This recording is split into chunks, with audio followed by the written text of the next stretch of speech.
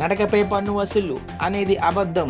విశాఖలో GVMC clear statement. విశాఖలో పార్కులు, స్టేడియంలో నడకపై పన్ను వసూలు చేస్తున్నారనే ప్రచారం పూర్తిగా అసత్యమని జీవీఎంసీ కమిషనర్ కేతన్ గార్గ్ స్పష్టం చేశారు. ప్రజలు, వాకర్లు ఇటువంటి తప్పుడు ప్రచారాలను నమ్మవద్దని విజ్ఞప్తి చేశారు. గత 2 ఏళ్లలో 35 కోట్లతో 45 పార్కులు, 30 కోట్లతో క్రీడా మైదానాలను అభివృద్ధి చేసినట్లు తెలిపారు.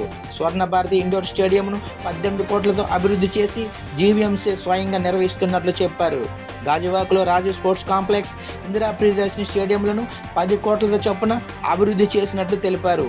వాటి నిర్వహణకు కూడా ప్రతి నెల ₹1,00,000 ఖర్చు అవుతున్నట్లు కమిషనర్ పేర్కొన్నారు. నగరంలో 180 పార్కులను నిర్వహిస్తూ ఎక్కడా కూడా వాకింగ్ ఫీజు వసూలు చేయడం లేదని స్పష్టం చేశారు. ఆంధ్రప్రదేశ్ రెసిడెంట్ వెల్ఫేర్ అసోసియేషన్ కూడా ఈ విషయాన్ని ధృవీకరించిందని చెప్పారు. నడకపై పన్ను అనే అసత్య ప్రచారాలను ప్రజలు నమ్మవద్దని కమిషనర్ కోరారు.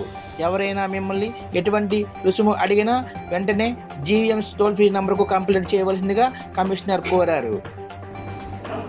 అందరికీ నమస్కారం. మన గ్రేటర్ విశాఖపట్నం మున్సిపల్ కార్పొరేషన్